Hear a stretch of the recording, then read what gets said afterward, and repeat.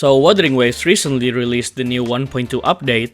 While it has a lot of new quality of life improvements, there are also more things Kuro Games can add to improve the game. A lot of things from this list are my ideas, but there are some things I got from a Reddit post. I'll put the link in the description down below.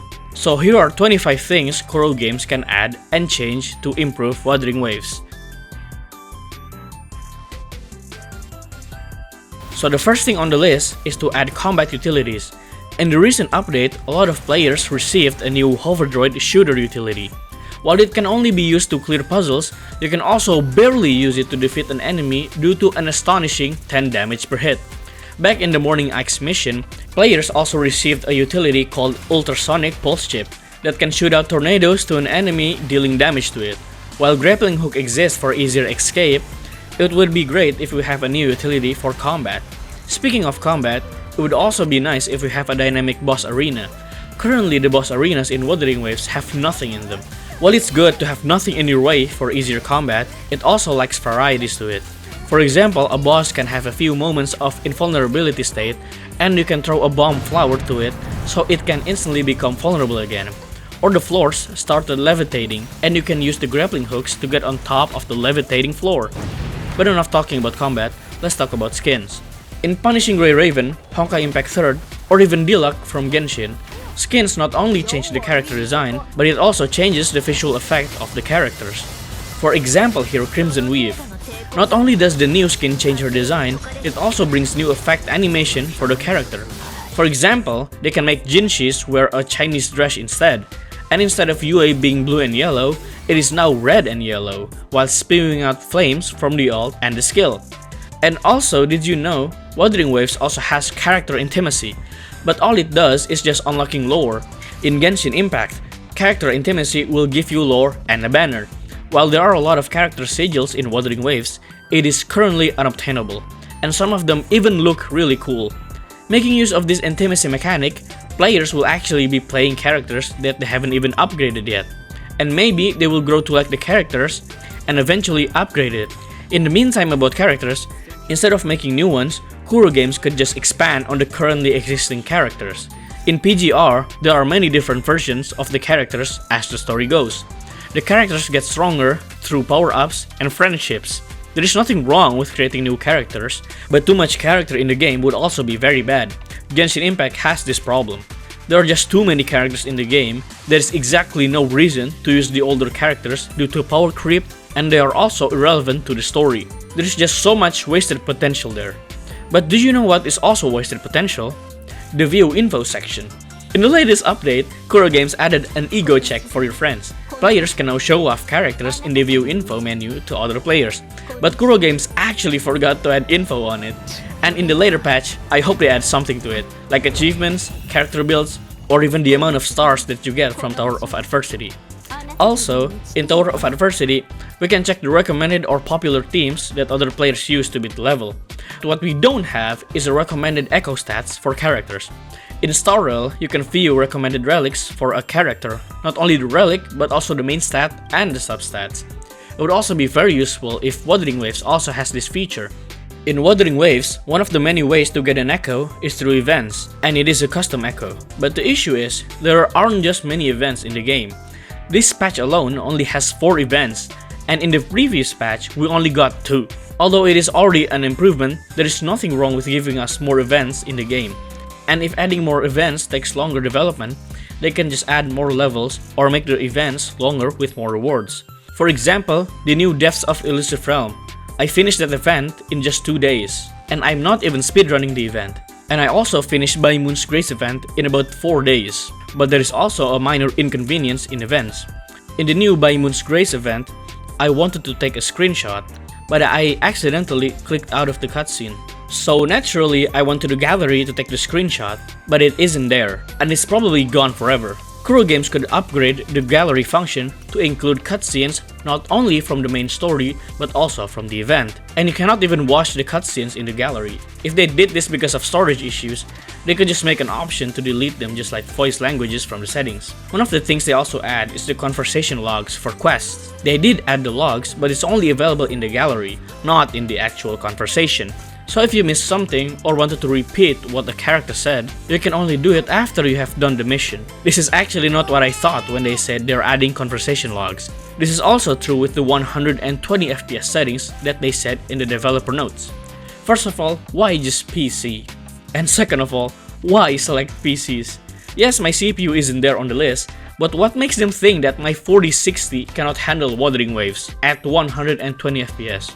Kuro Games could just add the option there, and it's up to the players whether or not their device is capable of running 120 FPS or not. Okay though, enough technical issues. Let's just move to the next improvement, which is more personal character animations. Jinxi's enhanced skill and Kalkaro enhanced intro skill has its cool unique animations, and I'm hoping Kuro Games will add more of this in the future of the game.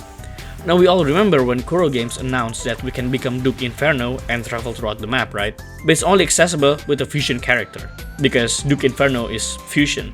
Well, I'm hoping Kuro Games will add more echo mounts in the game. It'll be funny if they added a bus echo and you can invite other co-op players to be in the bus. Although currently not a lot of people play co-op open world, if they added connected co-op and world chat, a lot of players might consider playing co-op. What I meant by connected co-op is that if you open a chest in another player's world, the chest in your world is also open. This would be such a huge change to the game, and a lot of people would consider playing co-op. Adding world chat will also increase the amount of interactions players will do to each other, and players can also help others when grinding echoes, material, chest, or even challenges. But the only downside of this, Kuro Games will have to censor a lot of words. With the amount of map exploration in the game, Loot Mapper is a huge addition to the game.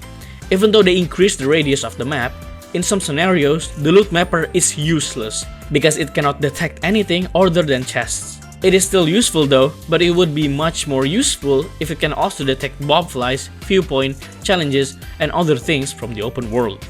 It would also be useful if you can track materials in the open world. For example, when ascending a character, there's a track button and you can track the materials in the top left as a mission. So if you're missing a material, you don't need to get all the way into your character ascension screen, or if this is too much of a hassle for Kuro Games to add, they can just simply add showing the materials that you have owned before claiming the rewards. This can also be done with showing weaknesses in Tactical Hologram and Tower of Adversity. For some unknown reasons, you can only see bosses' element resistance only in the map.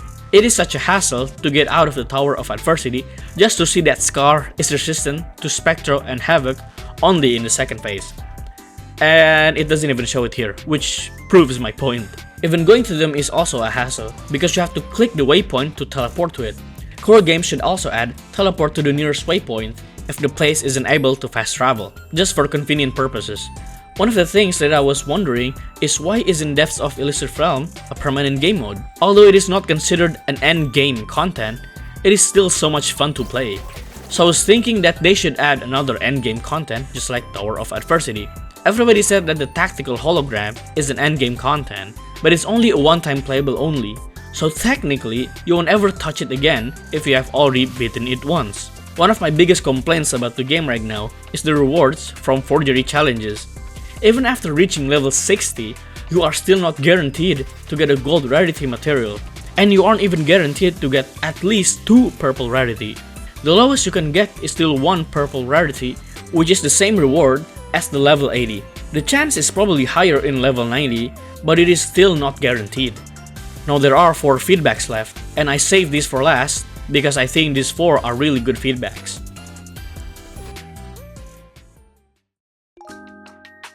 The first is Immortal Dummy. You can use this to test damage with your characters because sometimes your character hits too hard that the number doesn't even show up on the screen, and the dummy will also be a good tool for building your characters. The second feedback is better music.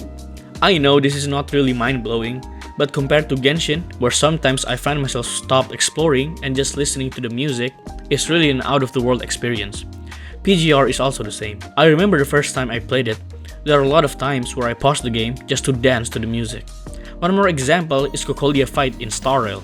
There's just so much emotion building up, I just stopped playing the game and chill with the characters. But in Wuthering Waves, none of them caught my attention, but it's still patch 1.2, and I have really high hopes for the game. The third is to make Rover special. We all know eventually Rover will get more resonance elements, and the more the story goes on, the more secrets will be unveiled about who Rover actually is. And unlike other games, Rover is actually strong. She defeated Scar on her own. She helped Xiangli Yao win the battle, and she also beat Dreamless even with the help of Abby. Basically, she is strong. This is what I like about our main character. She is actually capable. So my feedback is, please make Rover strong, or at least useful, in the endgame. But if Kuro Games cannot do that for free, at least make a banner for her so players can pull for her, or him.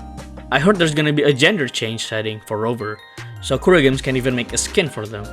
But just like the main characters in PGR will get stronger, I really hope Rover will still be relevant.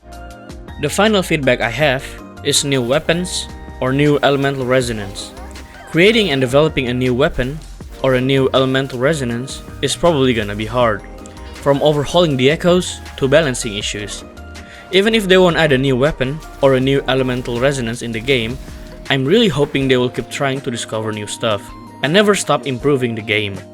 It is nice to see even the producers themselves are addressing the stuff that has been going on in the community, and even said, love yourself, love the players, and love the game, for a good mentality. And looking at what PGR has become, I think the future of Wuthering Waves is looking bright.